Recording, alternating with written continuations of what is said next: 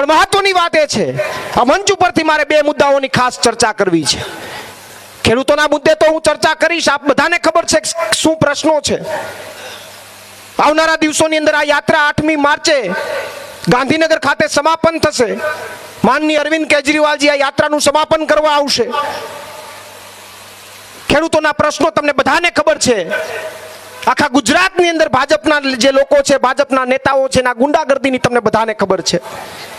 પણ એ બધી વાતોને બાજુમાં મૂકીએ, મને બે વાત આ ગુજરાતની અંદર હજુ સુધી યોગ્ય ન લાગી હોય તો એ બે વાતો એ છે કે રાજનીતિ અલગ, રાજકારણ અલગ, વાતો અલગ, ચર્ચા અલગ.